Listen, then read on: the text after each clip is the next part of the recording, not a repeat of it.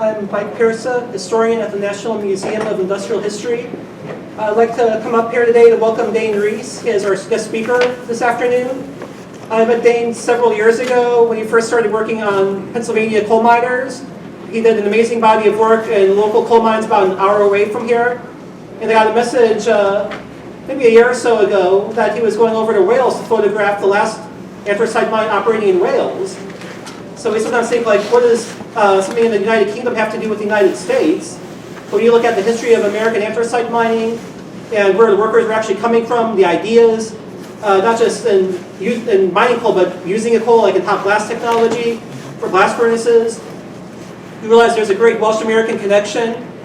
And it's really interesting to see what's happening over there right now, what the future might hold, and really diving literally deep into the ground on the subject. So I'll ask Dane to come up here now, and we're really looking forward to hearing about what you discovered over there. You're welcome. Thanks, everyone. Is this okay like this, or? Sounds good. Yeah, great. Well, thanks for coming. As Mike said, I met him quite a while ago. I'm not from America, as you might tell. I am from Australia, and I guess that's as good a place as any to kind of start this chat, and why an Australian who now lives in America would have any interest in Welsh coal mining. You might have heard the name Dane Rhys. Rhys is a very Welsh name. My granddad actually passed a little while ago. He is from Wales, and he used to tell me these stories about how, you know, as a bricklayer growing up, after working in the south of Wales, which is where I'm going to take you today, how horribly cold and hard it was, and that was part of the reason that he ended up getting on a boat and coming to Australia to make a life for himself as a bricklayer there. Funny little tidbit is he'd actually saved all his pennies to try and get out of bricklaying in Wales, and he thought he'd buy a fish and chip shop. And there was a fish and chip shop for sale, and he took all of his savings. He said to my grandma and my dad and my dad's brother at the time, "We're going to buy this fish and chip shop, and this is going to be what we'll do." And the guy took his money, and he never saw the man again, lost all his savings, but had enough to get on a boat and come to Australia. So in any case, I spoke to Mike, and after spending quite a bit of time wandering around in Appalachia and a lot of time in Pennsylvania, meeting some really great people that work in the coal mines and or used to work in the coal industry, I wanted to kind of look at the connection in Wales. And as Mike said, there's quite a rich history with Welsh miners coming to Pennsylvania and coming to Appalachia, and being a really important part of coal mining in the US. So Mike was good enough to write a recommendation, and the museum that you're here sitting in today said that they would love to see that work.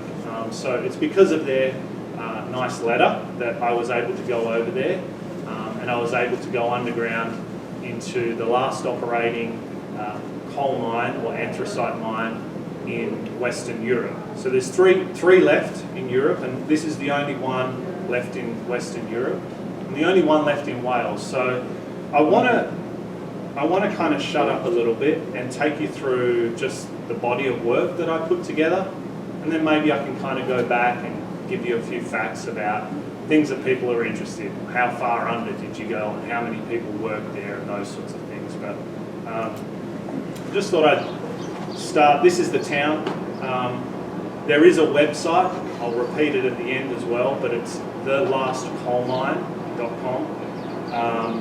And on that website, I will be putting not only this story, but all of the other stories that I've shot in the US, and some of the other stories that I'm starting to work on in other coal locations. So it's a cold morning here in Gleneath, and I'm going to take you through more of just the text. So I'll be doing some reading, and this is some of the text that you'll see on the site. So day and night, 200 miners descend deep beneath the Welsh hills to mine a 300 million year old rock. For centuries, high-grade anthracite coal was prized for one purpose, to be burned. But now, every other coal mine in the country has shuttered. The mine's future depends on its use in batteries, water purifying, glass hardening, and the many other industries in the rapidly evolving carbon market.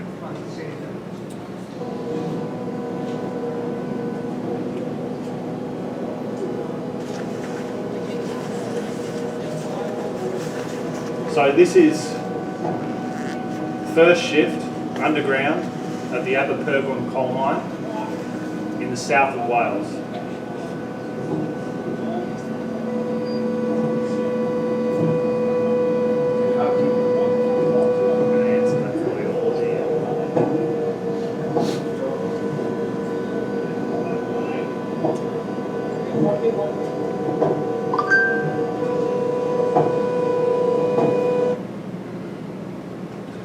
So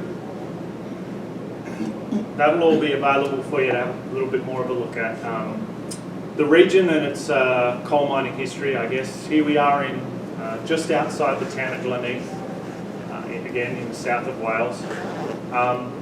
Wales has a long-standing mining tradition, one that, as we said, mirrors, but also in some sense predates the coal mining of Appalachia in the US.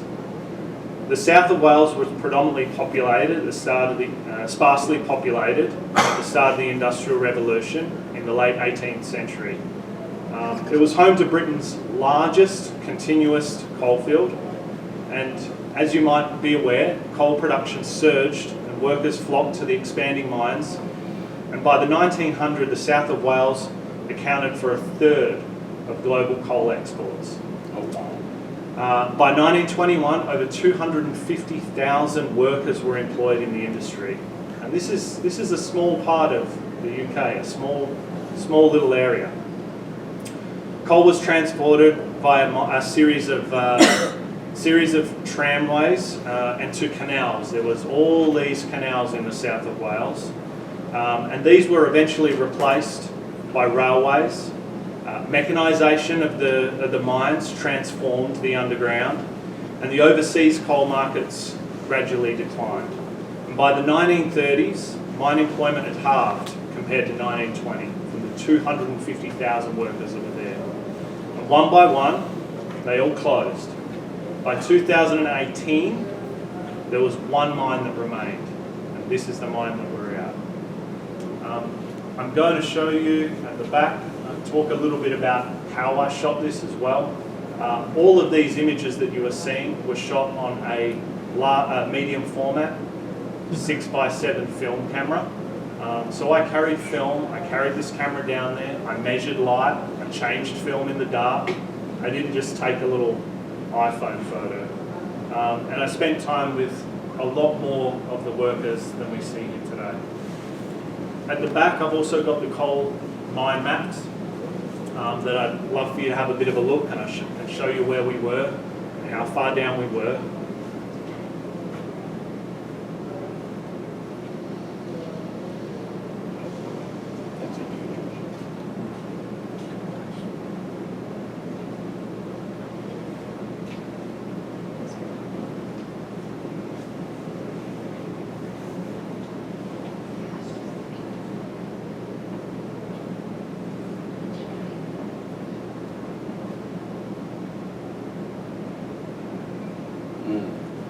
Anyone know what this is? That's their names, right? Little cards, tags. So yeah, to see who's underground. So you can see all the red dots.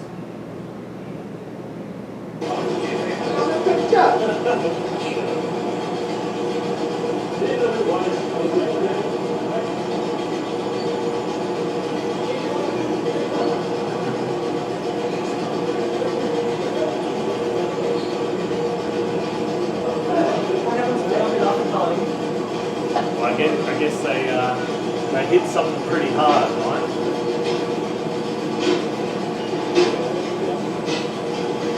So this is how they get in, and this is how they come out. This is not something you see in a lot of mines for a number of reasons, which I can guess you can probably have a pretty good guess at. This is also how the coal comes in, and some of the waste goes back in. This is Adam Nation. I wanted to spend some time with someone who, I guess, embodied a lot of what this town is, and I met Adam Nation, and he's someone that I spent time with both in the town and in the mine, both above and below. Adam plays for Gleneath first rugby team. At the time when I was there, and I went to training, they were training for the championship, so rugby in Wales is a huge thing. I guess it's as much a part of their culture as coal mining and choir singing is. Almost as much as fish and chips, but not quite. And so I spoke to the mine 3 days ago, and they won the championship, but Adam did break his wrist, so it's added a little bit of a complication to him working underground for a while.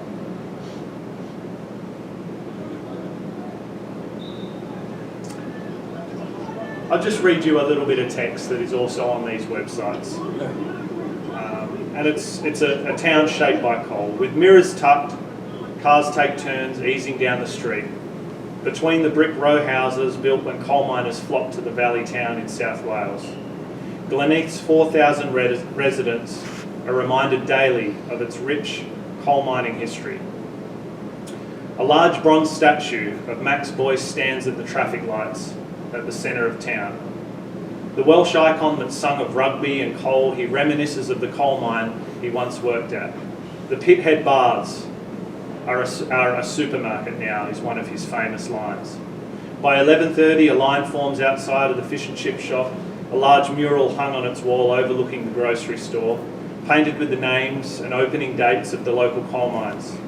Every Thursday evening, floodlights flicker on the rugby pitch, a few players still wearing coal mascara from their shift underground.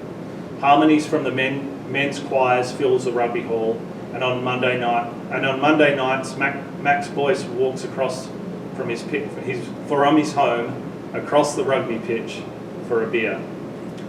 Today it's tourists, not coal miners, who flock to the area, drawn to its many waterfalls, mountain trails and zip lines that wind their way across the old mining landscape.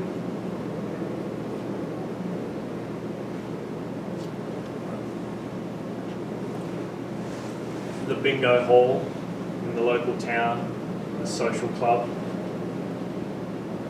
Their beer's terrible, but their bingo's pretty good. This is the mural on the side of the fish and chip shop, which I'm going back and I want to photograph the workers in there. They were the ones who advocated for putting this piece of art on the side of their building. Anyway, I just thought it was interesting that a fish and chip shop advocated so heavily with the local council that they wanted to show their heritage, their coal heritage, and so they painted it and hung it. It stands at pride of place.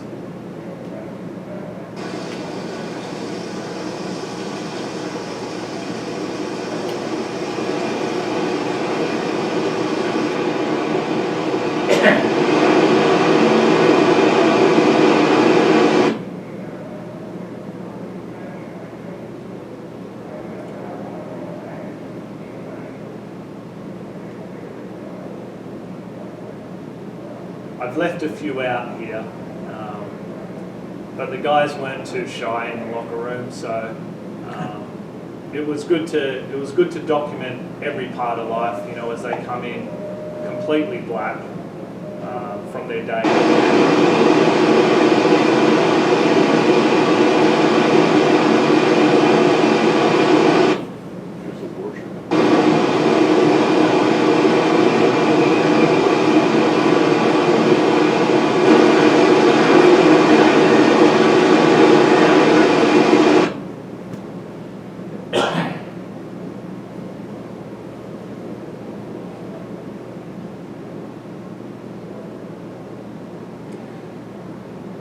It's interesting when I said I wanted to talk a little bit about how I photographed towards the end, and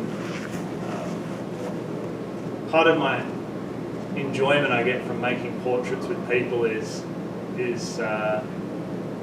just kind of seeing how they arrange themselves when you give them little direction. So this is the group of apprentices. Basically this is the first year electrical apprentices, most of whom spend their days underground as well, working on the many electricals down there that also come back up to the control room on the surface.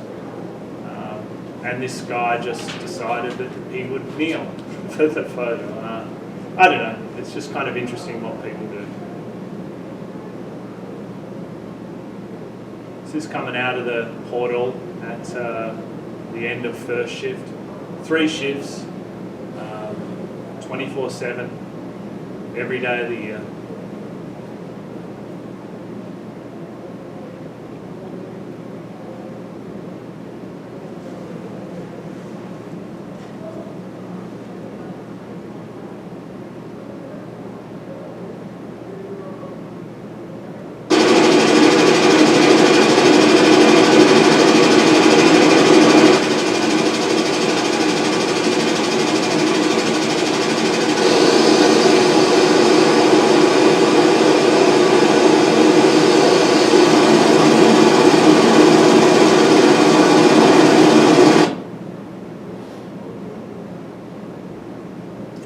They separate, as you can see at the back. I've got samples of coal, and it's samples of the coal from the day we were shooting. There's many different types of coal.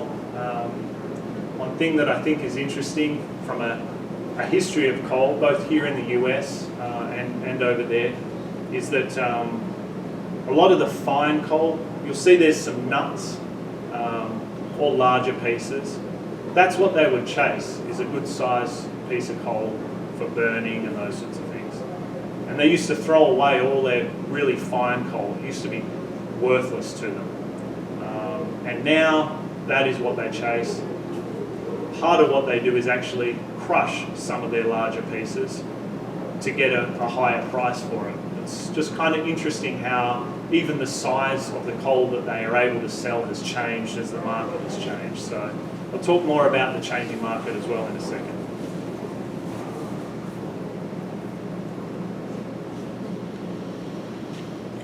The mechanics working on a broken down piece of machinery on the surface. I had a if you go onto the website to see all of the media, this guy on the right here is called a lampman. People kind of ask me what a lampman is. I say, oh, isn't he a janitor? Isn't he cleaning? But when you come back up above ground, you have your hat, you have your lamp, and his main job is to make sure that everyone's lamp is fully charged, that all their respirators, all of their safety gear is labelled and stored and maintained. And so he's called a lampman, but at the end of the day, he also cleans up after them. This is the end of second shift.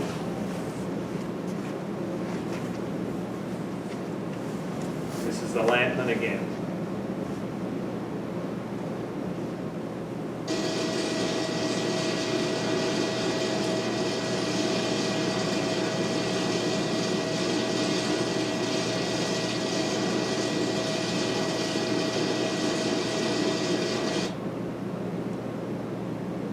So I'll just read another little section. This is the last piece of text that I'll read. And I guess it's just a changing region, and it's been interesting. I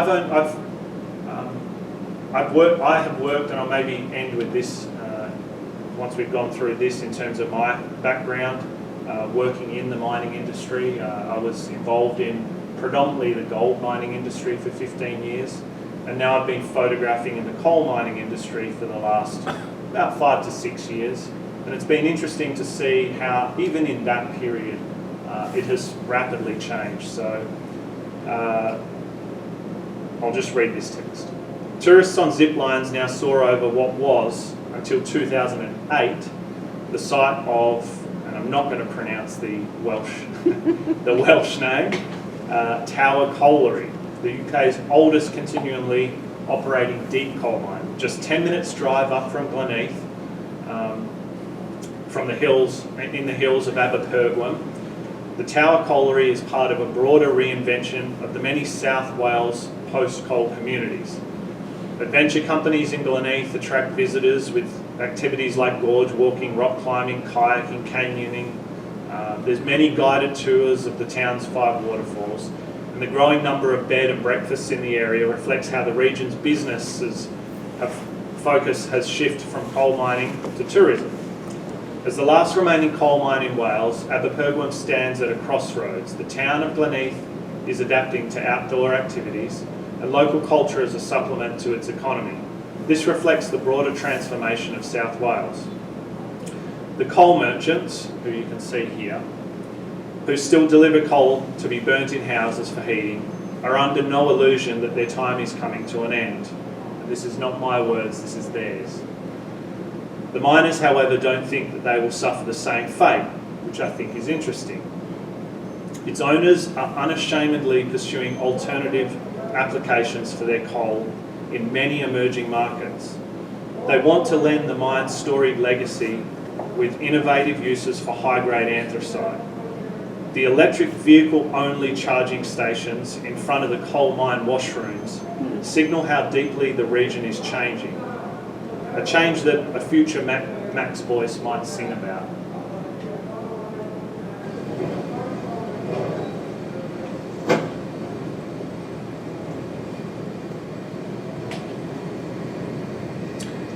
So they load this coal.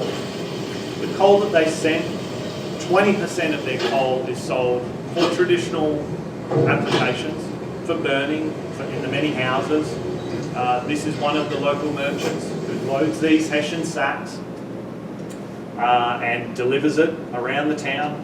So every Monday is coal delivery day. And these are the 2 coal merchants, the local guys that I rode with, and we delivered around the town of Gleneath.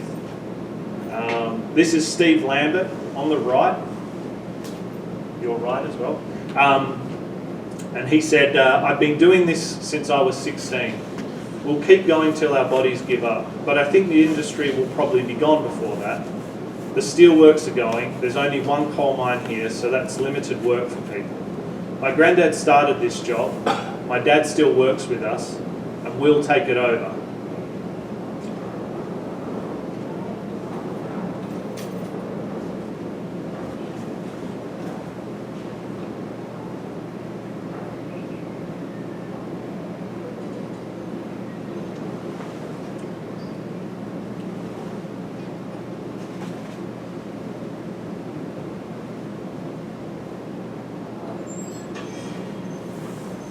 Anyone know what this is?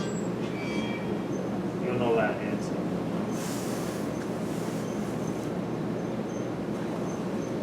Probably should have stopped that. No? No one? Testing the impossibility of coal energy output per unit weight. And what's left? Yeah, so And the ash. the ash. So just burning the ash. And this is something they talk a lot about. You might hear the term clean coal and what is left, how many pollutants are left or emitted when it's burnt. So this is the guy that works in the lab, and this is a lot of what he's doing. These are the owners, Ridian and Thomas Davies. It's kind of interesting. Thomas, you know, they're both Welsh owners. I think the history of Gleneath, it's a very interesting history that goes, the history of Aberpergwm, the coal mine, is a very interesting history that for the last 200 years it has operated as a drift mine. It's had an absolute plethora of owners that have all gone through bankruptcies, they've dealt with floods and strikes and changes in markets. And in the last 3 decades alone, they've changed hands 5 times. And these are the owners that purchased the operation with some other UK investors. And Thomas actually came to Australia, studied at and worked with the Kalgoorlie School of Mines, which is where I'm from in Western Australia, and came home after operating coal mines around the world to live and work in his local town and try and figure out ways to keep this coal mine viable in the changing carbon market. So Thomas was the reason that I was able to, along with the museum, able to photograph here, and it was really interesting as we sat down at this boardroom table. They served Welsh cakes and some terrible tea, and all they wanted to talk about, I did not bring the topic up, all I talk about when I go to these mines is the work and the workers. That's my interest. And all they wanted to show me was videos about the new products that their coal was going to be used in, which I thought was really interesting. And they could have talked about anything. They could have ranted about politics. They could have talked about worker frustration or the cost of whatever, but they wanted to show me videos about all these really exciting products that their black rock was going to be used in, which I found really interesting. Part of the reason that this coal mine faces a bit of an uncertain future is one of their biggest purchases of their product was Talbot Steelworks, which was about an hour down the road from where they are. Talbot is owned by a company called Tata, which is a large multinational. And until November 2024, they had used blast furnaces and they had burnt coal to make their product. They've now moved away from that, and they are going to be using electric arc furnaces, which, if any of you know, uses electricity, but you still need these, we'll call them big electrodes, to melt the steel. And so they showed me another video. Look what we're making, they kind of said, and he was proud that they would be partnering with the steelworks to make the anode portion of the electrodes using their coal, using their anthracite. So even in that transition, they've got more customers than they can ever hope for. Go on. Talking about the ownership, it's privately owned now. Yes. Was it nationalized back in the 1980s? Yes, but that's a complicated, messy, long answer. Yes, there was some nationalisation. And then got unnationalized. Yes, yeah, yeah. And it was also owned by a large, and you would probably know, a large US coal company that famously went bankrupt, closed a lot of their US operations, sent workers home without a paycheck, and they suffered the same fate here. And this is why this father-son, who had also worked in this operation, came back to invest locally in this coal operation. So there's a bit of a checkered history with their relationship to working with American coal mining companies as well. So just a little side note. This is the coal control room. Everyone gives this guy so much grief. He's a larrikin and he thinks that he runs the mine, which he kind of does, but he was a lot of fun to spend time with.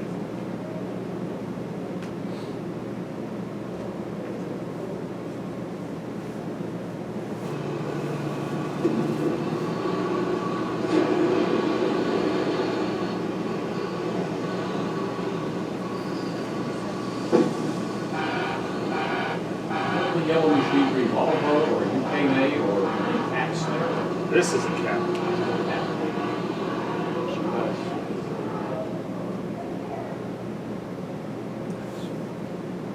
So, I wanted to talk to you a little bit about how far down we went, life of mine, all the little bits, but thank you for kind of watching as I stood here quietly and went through some images. They take a lot of work, and I just wanted to give them a bit of space, so thank you. So we went 5.5 kilometres. I'm not going to convert that, you're going to have to Google it. 5.5 kilometres, basically straight into the mountain. So this is not a coal mine that you go down into. It's not an open pit, as we would call it in Australia. It goes straight into the side of the mountain. As I said, 200 years old, plus some. So it's very dusty to begin with. I went in on an electric vehicle, on a little buggy here, not on that conveyor, because I had a bunch of camera gear and I would have got caught in the conveyor. So we took the back road, and as I said, very, very bumpy, very dusty. So I'll just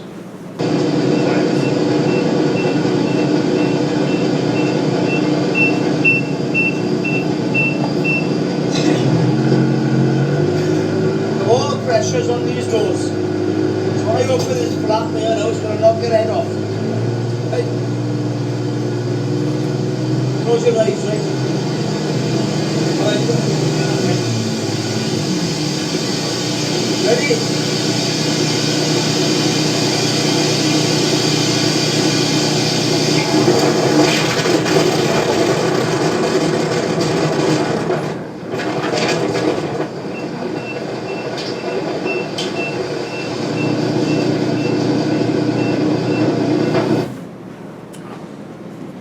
It was a long road. It took us an hour to get in there. And an hour in, hour back, and everyone's too busy to stop to talk to you. So they were nice enough to stop and make this portrait with us. And one of the guys goes, "Hang on a second," the guy on your left. And he disappears down into the mine. They all kind of turn, what is he doing? He comes back, he said, "Oh, I got a Welsh flag." They all carry Welsh flags with them. So they wanted to get a portrait with their Welsh flag. So now they've all got a copy of this back in Wales. So we're 5.5 k's in, and we're 750 metres below the top of the mountain. The mine right now has enough ore that is profitable coal that they can dig. They can get it out of there and still make money. That is kind of the definition of what ore is, for the next 23 years. And they're mining about 180,000 tonnes of the black rock every year. There's 170 workers that work underground, round the clock, 24/7, 3 shifts, 225 workers total. So as far as mines go, they're a decent operation. They're not massive. There are plenty of other underground operations in the US that are larger. There's plenty. So when you have a look at the mine map, if you want to see where we were, basically if you go there on the furthest right point of the mine map, so you'll be able to see right on the little edge where we were. Where does the coal go? Sometimes people ask. Well, I guess 60% of it stays in the UK. Most of it is sold at the moment for water filtration, a bunch of other applications. 30% goes to Europe. As I said, there's only 2 other coal mines like this in Europe, and 10% comes to America. The last coal shipment that they made when I got there was to Mobile, Alabama. I know I'm pronouncing that wrong, but to the port there in Alabama. Why would they do that? There's plenty of coal here. Well, they'll argue with people, but they believe that they have some of the highest quality anthracite in the world, and that's why some of these customers come to them. There are other anthracite mines that operate here that sell a very similar product, and certainly we're seeing some of those changes that we're seeing in Wales happen with these coal operations in the US as well. The company, if you're interested, the company that runs it is a company called Energy Build, and these people are part owners of that company. If you go and look at their website, I hope you go and look at mine as well, which is thelastcoalmine.com. but their website will unashamedly talk about this transition that they're seeing, what markets they're chasing, this new carbon market. So I don't want to harp on about it, but that's what's interesting for me, that these workers are going to be able to mine this product because the owners of this company are looking at different opportunities that they can have to sell this historical product that they produce. I guess I don't want to talk too much about how I shot this, but I do have the camera at the back. I would welcome you at the end to come and have a chat to me. Hold the camera and have a look through it, because it's very weird. It's a series of mirrors. Everything is kind of back to front when you look through it. It's confusing and frustrating to work with when you're underground and tearing pieces of film and loading it by hand. So I hope you'll have a stick around and have a look at the coal and chat to us there.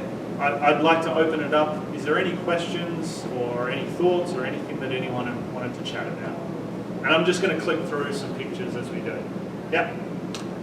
So is there a MSHA, a Mining Safety Health organization to protect the miners? Absolutely. And what's the situation with black lung?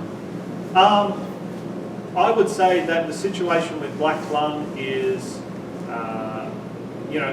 miners there are exposed to the same products or silica and could develop silicosis the same as American miners could, and they provide them with really good air filtration down. So I'll show you. So this photo actually, I don't know if anyone knows what this is, but basically there's some really heavy, thick plastic curtains that they'll block off. And the reason you saw so much of that air come rushing as we went through was they're pumping massive amounts of air down there. They have ventilation engineers whose full-time job is to make sure that fresh air is getting down to the mine and all the way back up to the surface, so that as the miners mine with continuous miners, they have dust masks that they can wear, they have clean, filtered air down there, they have monitors on the side to monitor for methane. Certain parts of the mine are blocked off and will have high percentage of methane, and they'll let that actually build up. And they'll build it up so that it is non-combustible. It needs a lot of oxygen to combust, and they will extract that, pump it to the surface, and use it to power their mine. So to get back to your question, yes, there are safety people. I actually met the safety guy. He plays on the same team, Gleneath First rugby team. So I'm going to go out with him when I go back in July and have a look at some of the water treatment facilities that they have and some of the legacy mines that they work with, and then also some of the safety things that he does. But same thing. They need to work safely. Yep. They pump water down underneath to control the dust? They do. They were not pumping that day in the area because we were in a new cut. So this is, we go all the way back. This is the new cut that they were working on. So this is a new road. So when I go back, this section that you see here will just be a big long road that they'll move the continuous miner into, and so they weren't actually actively mining during my time there. So basically just digging road out to get into some new ore. Yeah. What was the average thickness of the veins? Well, all of that is coal. So they are in the 9-foot coal seam currently. There's a 12-foot and there's, I believe, a 20-foot in some of the old workings. And it's very, very good quality the whole way through. And this is part of the frustration that a lot of coal mines have, is these veins will pinch off. They'll become narrower and narrower and narrower, and it doesn't become profitable to mine, as you know. This mine has been going for hundreds of years, and there is at least 23 years of planned mining ahead of them. They're opening another portal at the moment, so they'll hire some additional workers in the coming months. Are they planning to increase that production over the 180,000 tons a year? It depends how much they compete with other mining companies, boy. Yeah, they're looking to increase their production a little bit. My guess, and this is not me, this is not them speaking, this is purely me speaking, is I guess it will depend how quickly these other companies work with them now that the local steel facility has closed, and what we see in terms of some of the new markets that are developing around the world. Yep. Yes? Where are the other two mines you said in Europe? I can't remember. I didn't pay much attention. One is in Russia, and one is in, we'll call it early Eastern Europe. But this is the last one in Western Europe. Yep. Just going to get all the way to the end. Yep. The processing, did you talk a lot about the processing? It looked like a water-based there as well. They use iron ore to float the coal, and then there's a water tank to reclaim water or something like that. Reclaiming water, yep. So a lot of reclamation of water, tons of water used, as you know. Yeah. Pretty simple process because it comes out very clean, basic water, wet filtration system, tons of screens, a lot of reclamation of water, but it goes in very clean. They're not seeing a ton of mud go out, and I looked at their waste pile is kind of not a lot there. Yeah. And I guess it's a question, you know, a lot of the times when you go to these plants, they'll have a lot of iron ore and or a lot of, we'll call it tailings generally, that they have to either send back down into the mine to backfill or send into another location that they'll let settle. This is not something that we're dealing with a lot. This is the mine supervisor. Yep. What's the temperature roughly down there? Or it is, what is it? I mean, it's hot. It's not as hot as a lot of the mines I've been in. It's probably like 28 degrees Celsius, so like, what's that, 75, 80 degrees.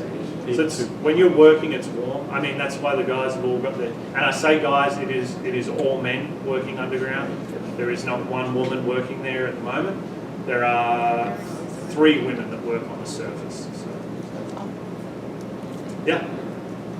You talked about it being 200 years old and a 9-foot vein and a 12-foot vein. Over the history, they've only been mining at 2 levels. Are there deeper veins that are abandoned or anything like that?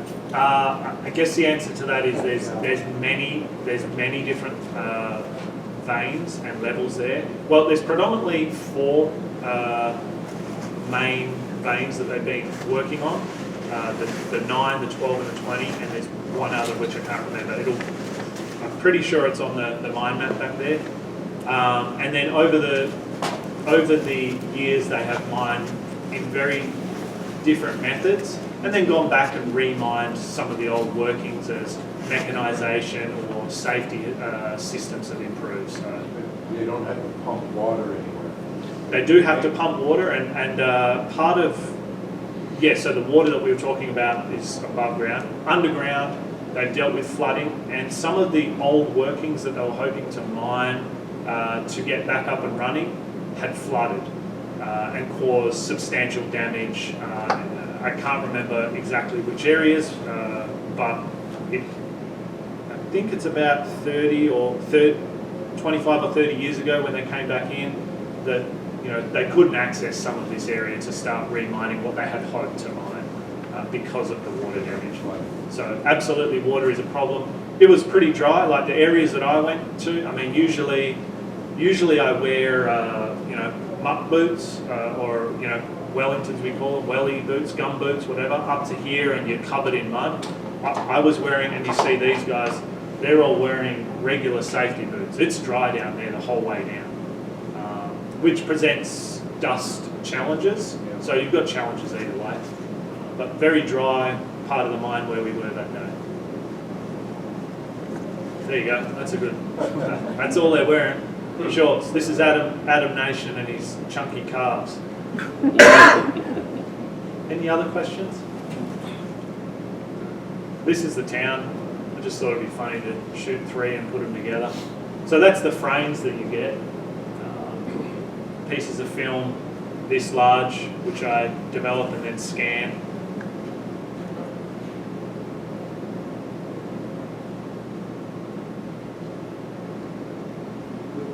Yep. The delivery to homes, there's still using coal, seem to be in bags, like 50-pound bags. Yeah. Is that common? Yeah. So Around here, and here the same as there, most of the coal is not used for home heating anymore. And I think more people would still be using it if it had not expensive. Right? Well, here's the coal business. But around here, if you do have coal for heating, you get it in a dump truck that's a scissors lift that you lift up and put a chute right into the base. right, yeah, that's one way, and they do deliver in that way Okay. as well. I guess most of the coal is delivered in that area in Hessian bags. That's just how they've always done it. They also sell it the same as what they do in some US locations where it's in a plastic bag, like a sealed bag, and you buy it by whatever, 20 kilo, 30, 40, whatever. So that's one way of delivering it, and they also do that. And there's just many coal merchants. You don't buy it directly from the mine here. You order, you call your local coal merchant. All the coal merchants come in, as you saw, load up, take it to their areas, and then have it delivered to the house. Again, that's as more and more people convert to other ways of heating their home, that market is quickly disappearing, and those coal merchants are adamant that they believe their time is going to come to an end during their lifetime. So, yeah. This is all of first shift. So nice and clean before they go underground for the day. That's Nigel Hicks. So he's not from the town of Gleneath. He doesn't deliver locally, he delivers out of town. Any other questions? Do you have any language problems talking to everybody over there? Oh, I learned Welsh before I went over there, Mike. No, everyone speaks English. Welsh is a very difficult language to learn, but it is only spoken by, I can't remember what the percentage is, but it's like 10 to 20% of Welsh, or thereabout, don't quote me on that. It's a smaller percentage that actually speak Welsh now.